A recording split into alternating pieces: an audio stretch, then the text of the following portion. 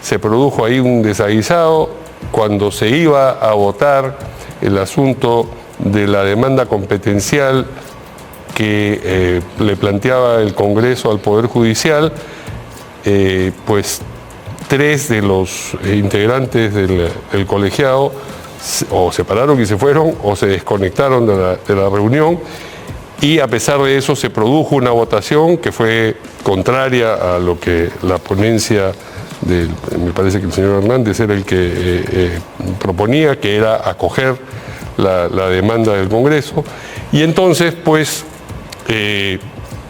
por un lado, uno de los integrantes del tribunal, los que se levantaron y se fueron, dijeron que esa votación no era válida porque se había quedado sin quórum, y por otro lado, los que permanecieron, incluida la señora Pacheco, presidente del Tribunal Constitucional, dice que sí, que eso era válido y que en consecuencia el asunto ya está resuelto. Ha hablado luego la señora Pacheco de un malentendido, parece haber sido algo más que eso. Pero en fin, para dilucidar lo ahí ocurrido, estamos con el expresidente del Tribunal Constitucional, Carlos Mejía. ¿Cómo está, señor Mejía? Buenas noches. Bien, gracias por la invitación, señor. Gracias a usted. Bueno, ¿qué impresión tiene usted de lo ocurrido el viernes? Con prescindencia de todo lo demás que vamos a entrar a discutir sobre si se rompió el quórum o no, algo así no había sucedido nunca en el tribunal. Bueno, discusiones siempre hay en todos los colegios. Discusiones sí, pero que se levanten 3 y se vayan. Yo creo que, digamos, la presidencia de la doctora Pacheco empieza mal. Tiene creo que 15 días en el cargo, y esto no sucedía cuando estaba el doctor Morales, que sacó sentencias muy importantes, incluso por unanimidad o con 6 votos a favor. De manera que me parece que hay que retroceder, recular y ver, creo que es la obligación de la presidenta, no solo cumplir con la ley que dice que para que haya sentencia se necesitan 5 votos, sino que su obligación es buscar tener la suficiente capacidad para poder encontrar una voluntad mayoritaria. Pero además el tribunal tiene que seguir funcionando, y así Exacto. como ha terminado este episodio, parecería que eso... Es un problema de liderazgo, porque yo recuerdo cuando yo llegué al tribunal, también había estos problemas con un magistrado, porque digamos yo fui elegido y faltaba llenar un puesto. Entonces, cuando había un magistrado que era muy díscolo, cuando quería dejar al pleno sin votación, se salía. Entonces, se levantaba a la mitad de la sesión y seguía. Exacto, entonces y en efecto lo dejaba sin... El tribunal se quedaba sin quórum, y entonces ahí se veía la experiencia de un viejo funcionario, como era Javier Alba Orlandini, que decía, un ratito vamos calmando, y poco a poco después él iba, el presidente iba de oficina en oficina, con los disidentes, en algunos casos iba conversando, se regresaba, se buscaba una fórmula y se llegaba a un entendimiento, que me parece que eso es lo que tiene que suceder acá.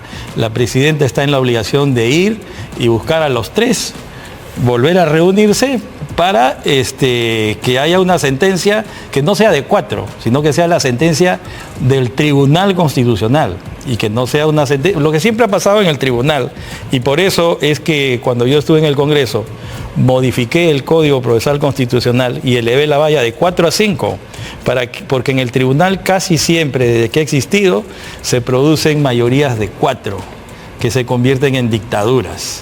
Entonces, lo que se buscó con la modificación de subir de 4 a 5 es justamente obligar a que los magistrados conversaran y consensuaran a fin de que sea una sentencia no de 4, sino que sea una sentencia del tribunal.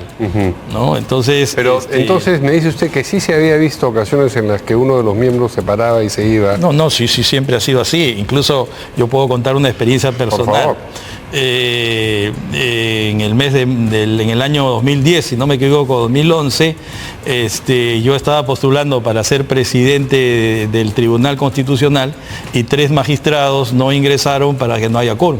Se necesitaban Pero 5. una cosa es no ingresar y otra es levantarse a la mitad. Es que es lo mismo. Es que, no, por ejemplo, para efectos del quórum probablemente sí, pero como gesto frente a sus colegas, no. Eso es otra cosa. Es un desplante. Pero también hay un desplante, pero también hay un problema me parece, de pataleo, de cabeza caliente por parte de los otros 4 que quieren imponer algo que tampoco es legal. ¿Qué no es legal? Hay 2 cosas que no son legales. En primer lugar, no hay sentencia si no hay 5 votos. Están obligados a conversar y a consensuar. ¿Pero es una sentencia? ¿Rechazar una ponencia es una sentencia? Por eso, pues, ahí viene el tema que quiero decirles. La ley y el reglamento dicen lo siguiente, que cuando la ponencia que trae el ponente pierde, el pleno del tribunal o la presidenta escoge a uno de los magistrados que ha votado en contra de la ponencia para que haga una nueva. Entonces, esa nueva se tiene que discutir. Entonces, digamos, no se ha aprobado esa ponencia, pero tiene que haber una nueva. No solo no se ha aprobado esa ponencia, sino que no se ha encargado a nadie. Y se ha procedido a votar en abstracto, en el aire, en nada concreto, a favor, digamos, no se sabe de qué. Entonces, tengo entendido que en este momento, cada uno de los 4 magistrados, aparte de los 3 que se retiraron, esos 4 están haciendo votos singulares. Pero votos singulares ¿sobre qué? Sobre algo que todavía no existe, porque no se ha nombrado un ponente y no hay una ponencia sobre la cual debatir para llegar a votos singulares. ¿Se vota a favor o en contra? ¿O no? Se vota, pues, por eso. Ese voto es el que sí ha tenido lugar, se ha votado en contra de la ponencia. Pero ahí viene el siguiente paso. Si se ha votado en contra es porque no ha convencido. Entonces hay que entregar la ponencia a otro para que traiga la otra nueva propuesta. El inicial voto en contra de la ponencia que existía, ¿esa sí es legítima, es legal? Es legítima. El único efecto que puede tener, es que la ponencia del magistrado Hernández ha perdido y hay que encargar a uno de los 4 que ha votado de esa manera. Pero la idea de que el retiro de estos 3 magistrados hizo perder quórum y en consecuencia no podía haber votación, ¿no es cierta? No puede haber votación. Entonces vuelvo a la pregunta, ¿la votación de estos 4 magistrados respecto de la ponencia anterior es válida o no? Bueno, en ese sentido, claro, no es válida, pero lo que corresponde o lo que correspondía en ese momento era que la presidenta del Tribunal Constitucional dijese, bueno, en vista de que ha perdido la ponencia del magistrado Hernández, vamos a encargar al magistrado Monteagudo, al magistrado Ochoa, al magistrado Helder, para que nos traigan una ponencia para debatirla, porque los otros magistrados también, los 3 que se fueron, tienen derecho a debatir la próxima ponencia que se traiga.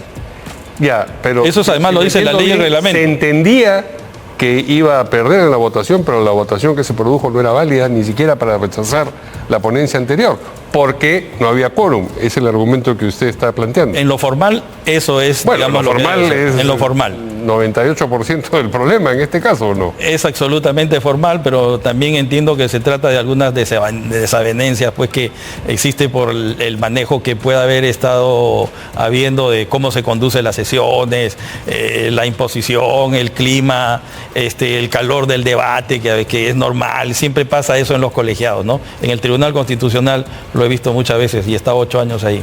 Y ahora el Congreso solicita al Tribunal Constitucional anular la votación de la demanda competencial contra el Poder Judicial. Si solicita anular una votación, es porque la votación es válida, si no, no se la anula. No, más bien lo nulo es lo que no existe. En el derecho nulo es pero si se anula algo que está vigente, no se anula algo que no está vigente, ¿o sí? Bueno, hay que declarar la nulidad, claro, pero digamos, el procurador creo que se ha equivocado y además ha sido una articulación inoportuna, ¿no? Yo creo que todavía hay posibilidades. Además, al país le interesa que los 7 magistrados se entiendan que las sesiones no acaben de esta manera, que cuando se pierde, pero para perder, eso es lo normal, no siempre, digamos, la posición que uno tiene que ganar en un colegiado como el Tribunal Constitucional. Lo cierto es que hay que conservar las formas. ¿Y las formas qué es lo que dicen? Las formas lo que dicen es que la presidenta tiene que convocar a sesión, nombrar a un nuevo ponente y que la ponencia que se traiga se debata. Y que los magistrados que se fueron estén presentes, hagan quórum y digan por qué están o no de acuerdo con la ponencia que traiga el nuevo magistrado, que es probable que de repente los convenza. Entonces, si entiendo bien, tiene que volver a votarse la ponencia que va a ser rechazada por lo que por lo que anticipan los hechos de hace... Y una vez rechazada esa ponencia, porque solamente se la rechaza a través del voto, tiene que convocarse a alguien para que haga una nueva ponencia, esa nueva ponencia discutirse y votar. Eso es lo que ha pasado. O sea, lo que ha pasado es que la presidenta del Tribunal Constitucional lo que debió decir es, bueno, nombremos otro ponente para que traiga una nueva Pero propuesta. primero tiene que rechazarse la anterior. Usted me está diciendo que esa votación por la que se rechazó no es válida porque no había quórum. Bueno, es que se salieron, pero se salieron. No, ya, pero el resultado es que es válida o no es válida. Escúcheme lo que quiero decirle. Los magistrados se salieron porque la presidenta festinó el trámite. O sea, lo que ella debió decir es, ¿sabe qué? Vamos a nombrar un nuevo ponente. Pero como ella no nombró... Hay que rechazar la anterior. No, pues como no ella no, ya se había votado, pero como ella no nombró un nuevo ponente, los otros magistrados se salen. No, pero el retiro de los magistrados es antes de la votación, no después de la votación. Entonces, con mayor razón, pues no ha habido votación, es nulo. Entonces, insisto, el orden en el que deben producirse los acontecimientos es volver a votarse la ponencia anterior o votarse en efecto porque en la anterior votación no hubo quórum. Rechazada que fuese, que es lo que se anticipa, convocar a otro ponente para que haga una nueva postura, esa postura discutirla y votarse. Eso sería lo formal, lo jurídico, pero digamos eso sería que la presidenta reconozca que ha cometido un error de procedimiento. Y no es verosímil que eso ocurra. Puede ser, porque la doctora Pacheco se ve en sus declaraciones y en su actuar que es una persona razonable, cuerda, es prudente, pero también puede haber sido ¿Le llama a usted la atención la distribución que existe a propósito de este asunto en el colegiado 4-3? Eso siempre pasa. No, pero digamos, no son cualquier 4-3. Había determinados magistrados que se sabía que estaban en un lado y otros que estaban en el otro. Sí, pues. Y hay unos que había flotantes y por eso le pregunto por estos flotantes si le llama la atención.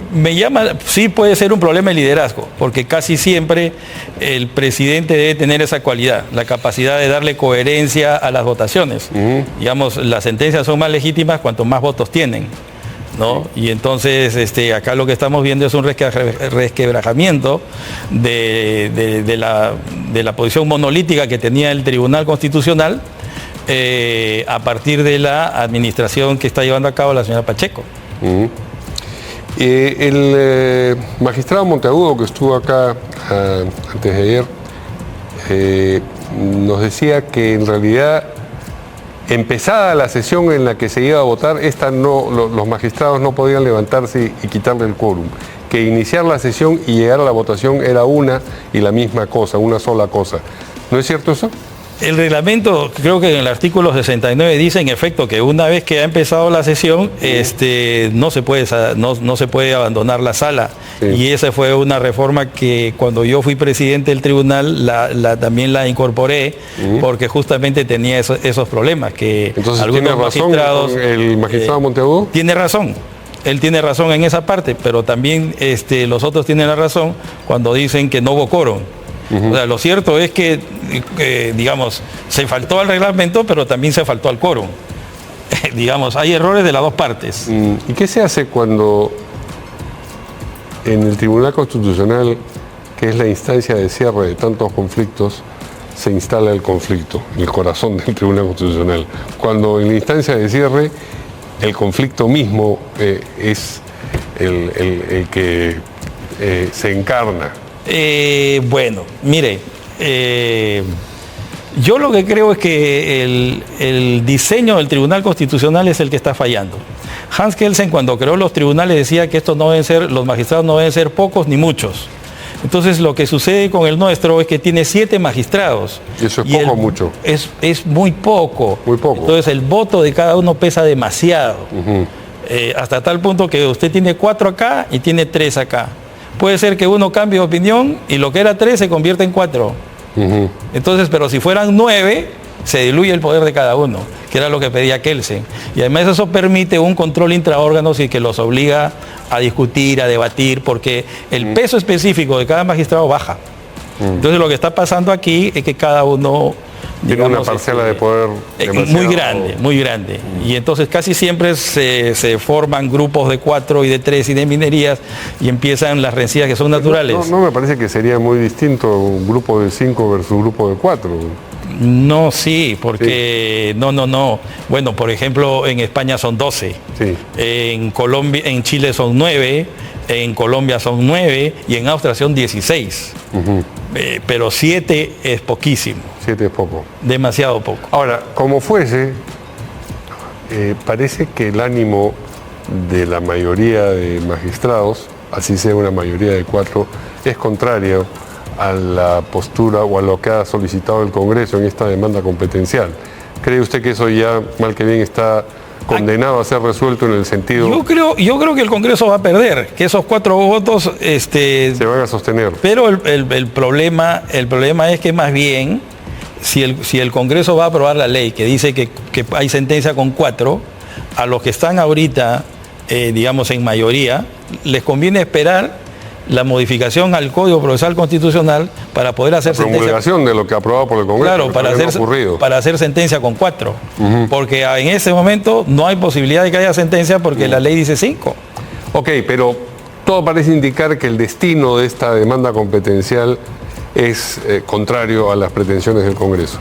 A mí me parece que sí, pero eso demuestra, por otro lado, que esa monserga que ha habido hace mucho tiempo de un sector de la población que dice que el Tribunal Constitucional es un muñeco manejado por el Congreso, no es cierto, no es cierto. Sí. Entonces, el Tribunal Constitucional es un órgano elegido por el Congreso, pero se supone que son magistrados que una vez que asumen su cargo, tienen que tener una cualidad especial, la ingratitud con aquellos que los eligieron. Sí. Y ser autónomos e independientes. ¿Cuál es, a su manera de ver, la consecuencia de que las cosas queden como están? Es decir, que la demanda competencial no se resuelva a favor del Congreso. No, en el futuro inmediato, para las decisiones del Congreso en las que interviene. No sé, en verdad, no tengo conocimiento suficiente para saber por qué es que ha variado la composición de fuerzas al interior del Congreso. Creo que sí puede ser un problema de liderazgo, ¿no? Digamos, puede ser que el presidente anterior, el magistrado Morales, tenía más capacidad de convencer. No, lo que le digo es cuál va a ser la consecuencia, en el sentido de que más cosas que resuelva el Congreso van a poder ser interceptadas por el Poder Judicial.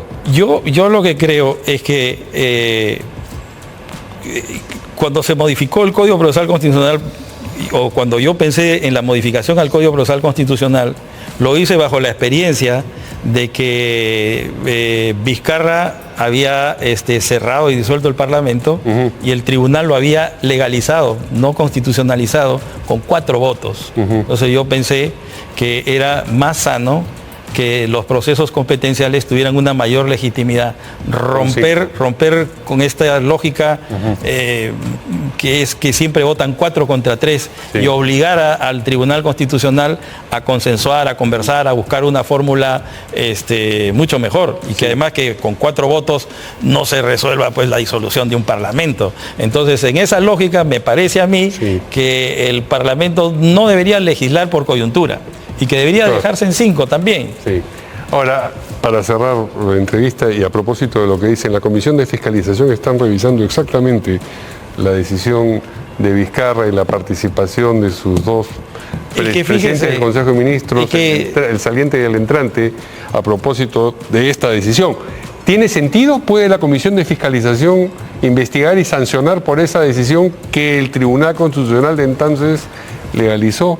Es que lo que pasa es que el nuevo tribunal ha dicho que Vizcarra dio un golpe de Estado. Claro, pero lo vigente es lo que dijo en el momento con el que se quiere juzgar a las personas en cuestión, era lo que dijo el Tribunal Constitucional de momento. Es un juicio político, desde mi punto de vista, ¿no? Lo que el Congreso está haciendo es un juicio político sobre, digamos... No tiene consecuencias penales. No debería tenerla, por lo menos no lo veo acá, así a la ligera, conversando con usted. Tendría que reflexionar más. Muy bien. Muchas gracias al expresidente del Tribunal Constitucional, Carlos Mejía, por gracias por la entrevista. En Portada, y vamos a una pausa para regresar inmediatamente.